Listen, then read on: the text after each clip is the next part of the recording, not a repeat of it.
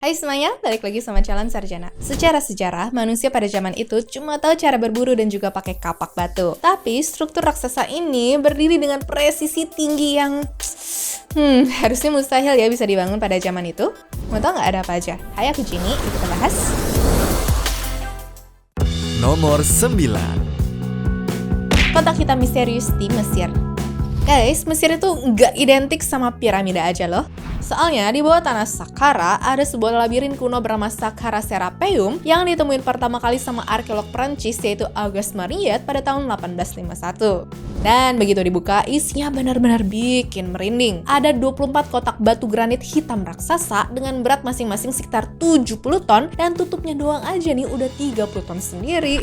Tapi yang bikin para ilmuwan garu-garu kepala justru presisi potongannya itu. Permukaan granit Aswan ini dipotong super mulus. Sudut-sudut bagian dalam siku sempurna 90 derajat. Kayak dipotong pakai teknologi laser modern gitu sih. Padahal teorinya nih, kotak ini dibikin sebagai sarkofagus benteng Apis yang dianggap suci sama masyarakat Mesir kuno.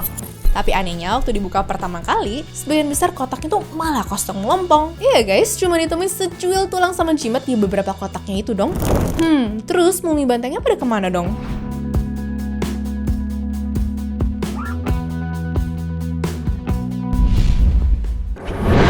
Nomor 8. Situs tambang batu purba. Di pinggiran kota Nanjing, Cina, ada situs tambang purba bernama Yangshan Quarry. Dan di sini kalian bakal menemukan batu megalitikum raksasa yang kelihatan kayak baru setengah jadi dipotong dari tebingnya itu ya. Estimasi kasarnya kalau ketiga bagian batunya disatukan berarti bisa nembus nih 31.000 ton dong. Bagian alasnya sendiri aja udah 16.000 ton tuh. Nah, sebagai perbandingannya, batu megalitikum terbesar di Baalbek, Lebanon aja cuma sekitar 1.200 ton. Dan itu pun udah cukup bikin heboh satu dunia. Di bagian bawah batunya pun ada lubang-lubang persegi besar yang sengaja dibikin sebagai celah untuk mendongkrak nanti. Masalahnya kalau udah dipotong, gimana tuh mindahinnya? Menurut catatan dinasti Ming, proyek raksasa ini idenya Kaisar Yongle, di mana dibuat untuk menghormati bapaknya yaitu Kaisar Hongwu yang sudah meninggal. Tapi karena nggak ada satupun insinyur zaman itu yang bisa mecahin teka-teki gimana cara mindahin batu segede gunung, proyeknya pun akhirnya ditinggalin begitu aja.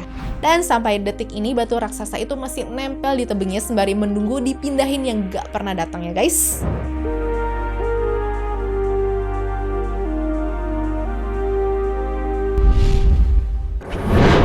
Nomor 7. Gereja Pahatan Batu. Ngomongin arsitektur tingkat dewa, nggak afdol dong kalau kita skip Ethiopia. Soalnya di kota Lalibela ada 11 gereja kuno yang dibangun pakai metode gila banget. Bukan dengan numpuk batu dari bawah ke atas seperti bangunan biasa ya, tapi dipahat langsung ke dalam tanah dari satu bongkahan batu vulkanik raksasa. Salah satu yang paling ikonik adalah gereja Saint George alias BT Georgis yang dipahat sedalam 12 meter ke dalam bumi dan kalau dilihat dari atas nih bentuknya salib raksasa yang sempurna. Gereja-gereja ini dibangun di abad ke-12 atas perintah Raja Lalibela yang punya visi bikin Yerusalem baru di tanah Ethiopia setelah kota suci Yerusalem asli jatuh ke tangan pasukan muslim. Dan yang bikin makin gila nih, para pekerja itu mahatnya pakai palu sama pahat doang dong. Kalau mereka salah pahat 1 cm aja, batunya nggak bisa ditambal dan seluruh strukturnya bisa gagal total ya guys.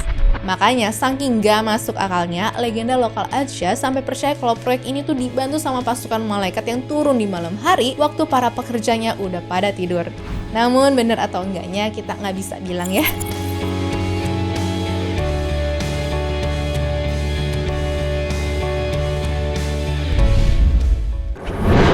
Nomor 6. Newgrange. Bangunan apa coba yang lebih tua daripada piramida Giza? Jawabannya adalah Newgrange di Irlandia, sebuah monumen berbentuk bukit bundar raksasa yang umurnya tuh 5.200 tahun. Jadi tempat ini dibangun pada zaman Neolitikum dengan menggunakan 200.000 ton batu sama tanah yang ditumpuk rapi tanpa bantuan alat metal sama sekali. Tapi yang bikin tempat ini legendaris bukan cuma soal usia ataupun tumpukan batunya doang ya. Soalnya tepat di atas pintu masuk utamanya, para arsitek purba membuat sebuah celah kotak kecil misterius yang disebut roof box, di mana celah ini dirancang bukan untuk ventilasi udara, tapi sebagai semacam teleskop sinar matahari. Setiap 1 tahun sekali atau tepatnya pada fenomena solstice musim dingin di tanggal 21 Desember, sinar matahari terbit bakal masuk lewat celah roof box tersebut ya teman-teman. Terus dia bakal nembak lurus, menerangi lorong lab sepanjang 19 meter, sampai ke ruang kamar paling dalam selama kurang lebih 17 menit. Siapa sangka ya, presisi astronomi yang zaman 3200 sebelum Masehi itu bisa sedalam itu, guys.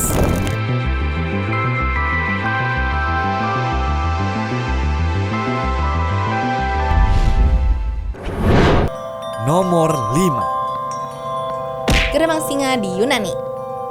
Di reruntuhan peradaban Mycenae kuno, faktanya ada sebuah gerbang masuk legendaris bernama Lion Gate yang dibangun sekitar abad ke-13 sebelum Masehi. Jadi yang bikin gerbang ini ikonik banget karena dekorasi pahatan batu berbentuk dua singa raksasa yang berdiri saling berhadapan di atas ambang pintunya ini ya guys. Uniknya, kepala kedua singa itu udah lama hilang sehingga sampai sekarang nih, para arkeolog tuh masih berdebat sebenarnya itu singa betina atau Sphinx misterius sih. Gerbang setinggi dan juga selebar 3 meter itu pun faktanya jadi pintu masuk utama menuju benteng kota yang super megah. Dan kalau kalian perhatiin struktur batunya, teknik arsitekturnya tuh pinter banget loh. Soalnya di atas balok horizontalnya ada celah berbentuk segitiga yang disebut sebagai relieving triangle. Fungsinya tuh untuk ngalihin beban berat dari batu-batu raksasa di atasnya, sehingga nggak langsung menekan dan juga matahin balok horizontal di bawahnya. Ini tuh faktanya adalah teknik-teknik sipil canggih loh yang baru dipakai lagi sama insinyur modern ribuan tahun kemudian. Gokil kan?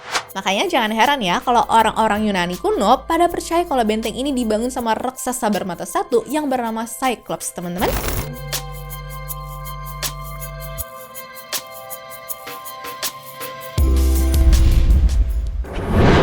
Nomor 4. Rumah Pungku. Terletak tinggi di pegunungan Andes, situs yang umurnya sekitar 1500 tahun ini dipenuhi sama blok-blok batu andesit dengan berat puluhan ton. Tapi yang bikin gila adalah potongan batunya yang punya bentuk geometris super presisi, bahkan ada yang berbentuk huruf H sempurna seakan-akan kayak balok Lego raksasa.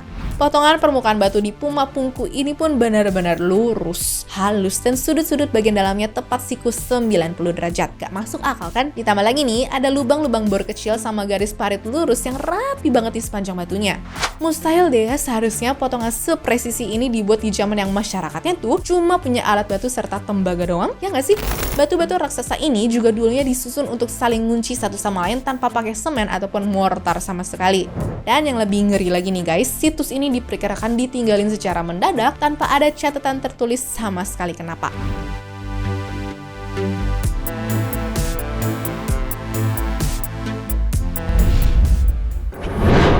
Nomor 3. Teras Moray. Peradaban Inca punya peninggalan megah yang sekilas kalau dilihat dari atas nih mirip seperti amphitheater atau stadion melingkar zaman Romawi kuno bernama Teras Moray.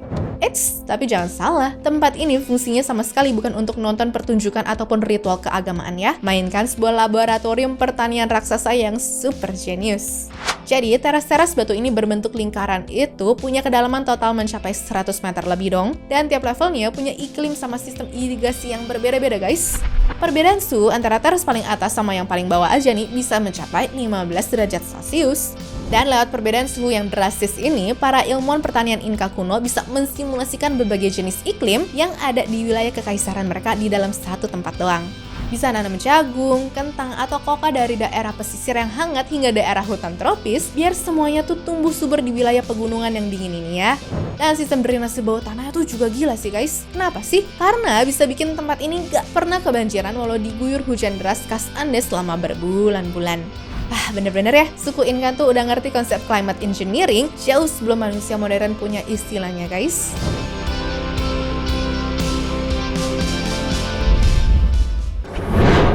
Nomor 2. Kuil Megalithicum Malta.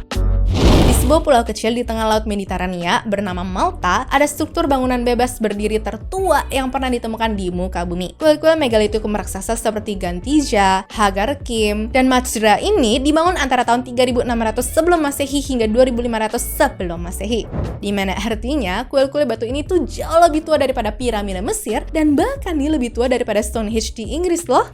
Di dalam kuil-kuil ini, para arkeolog juga menemukan kalau mereka udah menguasai teknik arsitektur super maju seperti corbelled arch, yaitu menyusun batu secara bertahap menjorok ke dalam untuk membuat atap kubah yang nutup sempurna di bagian tengahnya. Keren banget kan?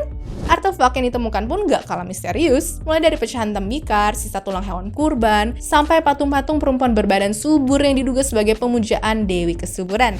Dan karena ukuran batu penyusun kuilnya tuh kelewat raksasa untuk manusia zaman Neolitikum, masyarakat lokal Malta sampai punya mitos nih, kalau bangunan megah ini didirikan sama ras raksasa wanita kuno yang disebut sebagai Sansuna.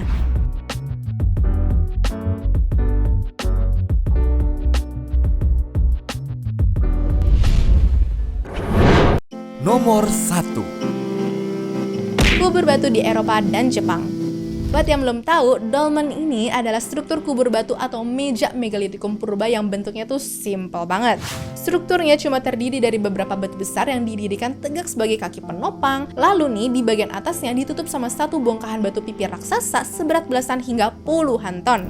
Nah, misteri terbesarnya bukan cuma soal gimana cara mereka ngangkut batu penutup yang super berat itu doang ya. Tapi yang bikin para sejarawan garuk-garuk kepala adalah kenyataan kalau struktur dolmen ini ditemukan tersebar di seluruh dunia. Mulai dari Spanyol, Portugal, Inggris, sampai nyebrang jauh ke wilayah Kansai di Jepang, Korea, dan bahkan di Indonesia pun juga ada. Iya, di Sumba dan Toraja pun juga ada guys. Gimana caranya kan peradaban-peradaban kuno yang terpisah jarak ribuan kilometer samudra, hidup di era yang berbeda, dan gak punya koneksi internet itu bisa punya ide arsitektur dan ritual yang sama persis untuk bikin makam batu?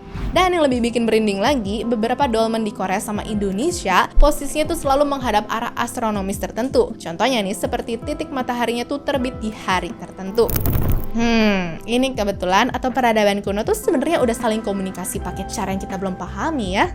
Anyways, cukup sampai di sini ya guys video hari ini. Sampai jumpa di video selanjutnya. Dah.